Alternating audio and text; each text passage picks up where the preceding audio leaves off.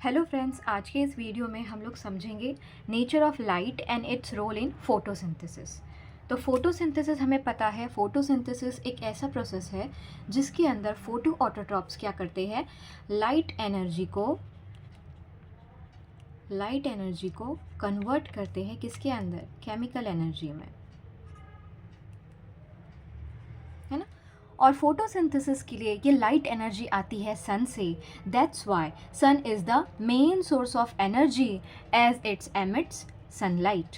Okay, और ये जो सनलाइट है ना, ये डिफरेंट इलेक्ट्रोमैग्नेटिक रेडिएशन के कॉम्बिनेशन से बना है, जैसे कि gamma rays, X rays, UV rays, visible light, infrared, microwaves and radio waves. तो ये डिफरेंट टाइप की रेडिएशन से क्या बना है, हमारे सनलाइट का इलेक्ट्रोमैग्नेटिक स्पेक्ट्रम बना है। तो यहाँ पर ये क्या है, ये एक इलेक्ट्रोमैग्नेटिक स्पेक्ट्रम है, यानी ये डिफरेंट टाइप के रेडिएशन जो है वो सनलाइट के अंदर प्रेजेंट है, starting from gamma rays up till radio waves.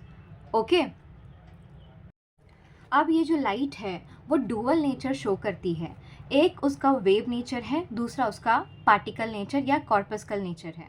जब लाइट ट्रेवल करती है, ओके, तब वो एज अ वेव बिहेव करती है। बट जैसे ही वो लाइट किसी भी मैटर से इंटरेक्ट करती है, तब लाइट बिहेव करती है as a packet of energy, और उस पैकेट ऑफ एनर्जी को क्या बोला जाता है, फोटोन। ओके, तो यहाँ पर ये पैकेट ऑफ एनर्जी, ये जो डॉटेड पार्ट यहाँ पर इस लाइट वेव में दिख रहा है, तो that is the photon. And photon क्या है, it is a packet of energy. Okay, अब जो अमाउंट ऑफ एनर्जी प्रेजेंट है इस पर्टिकुलर एक फोटोन के अंदर, उसको बोला जाता है क्वांटम। उसको क्या बोला जाता है, quantum. Okay, so during propagation light behave as wave form. Okay, और इसका ये जो वेव नेचर है, लाइट का ये जो वेव नेचर है, प्रूव किए है साइंटिस्ट क्रिस्टियन ह्यूजेन ने in his wave theory.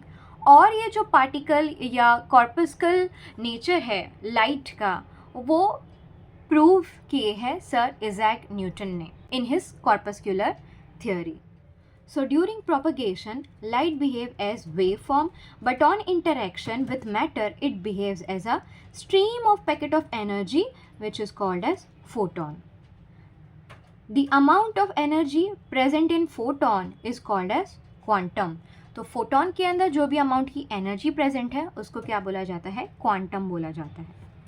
Okay, अब ये जो अमाउंट ऑफ एनर्जी प्रेजेंट है एक फोटोन के अंदर, वो इन्वर्सली प्रोपोर्शनल है to the wavelength of light. और वो अब ऐसा क्यों होगा, बिकॉज हर एक डिफरेंट इलेक्ट्रोमैग्नेटिक रेडिएशन की जो फ्रीक्वेंसी है, जो स्पीड है, वो डिफरेंट है, क्योंकि उनकी वेवलेंथ क्या है, डिफरेंट है। अब ये वेवलेंथ क्या होता है, इसको समझने के लिए हम लोग ये डायग्राम की तरफ आ जाते हैं। तो वेव जो होता है वो एक टाइप का डिस्टर्बेंस है जो बना होता है टॉप एंड बॉटम पार्ट से। वेव के टॉप पार्ट को बोला जाता है क्रेस्ट, और उसके बॉटम पार्ट को बोला जाता है ट्रो। तो दो वेव्स के आइडेंटिकल पार्ट के बीच में जो डिस्टेंस होता है ना, उसको बोला जाता है वेवलेंथ। ओके, तो दो वेव का आइडेंटिकल पार्ट कौन सा होगा, इधर क्रेस्ट के बीच का या ट्रो के बीच का। तो यानी दो ट्रो के बीच के जो डिस्टेंस है उसको भी हम लोग क्या बोलेंगे, वेवलेंथ बोलेंगे। दो क्रेस्ट के बीच का जो डिस्टेंस है उसको भी हम लोग क्या बोलेंगे, वेवलेंथ बोलेंगे।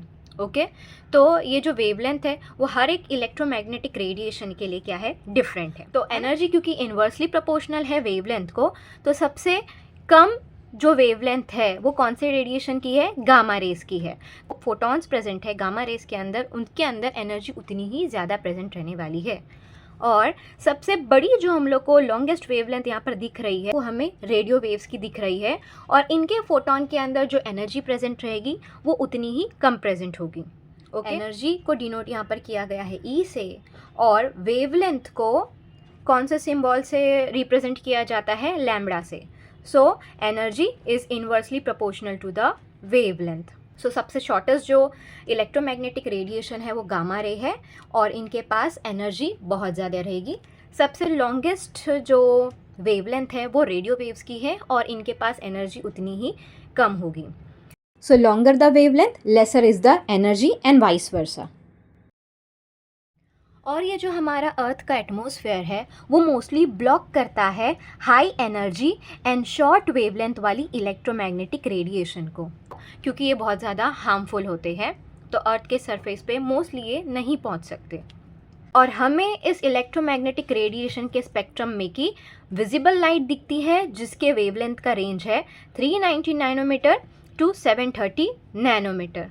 ओके, जो कौन सी इलेक्ट्रोमैग्नेटिक रेडिएशन है? Visible light. बिकॉज अर्थ का जो एटमॉस्फेयर होता है वो मोस्टली ट्रांसपेरेंट होता है विजिबल लाइट के लिए, जिसकी वजह से विजिबल लाइट जो है वो हमारे अर्थ के एटमॉस्फेयर को ईजिली पास कर लेते हैं। और इसी विजिबल लाइट को प्लांट्स भी एब्जॉर्ब करते हैं फोटोसिंथेसिस करने के लिए। तो प्लांट्स भी कौन सी लाइट यूज़ करते हैं फोटोसिंथेसिस करने के लिए? तो वो यूज़ करेंगे विजिबल लाइट को।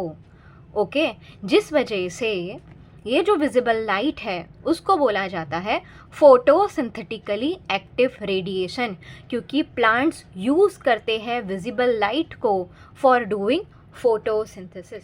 आई होप सबको नेचर ऑफ लाइट और उसका रोल इन फोटोसिंथेसिस समझ में आ गया होगा। अब आगे का जो पार्ट है, जैसे कि type of pigments, role of pigments, photo system, ये सब हम लोग नेक्स्ट लेक्चर में डिस्कस करेंगे। ओके।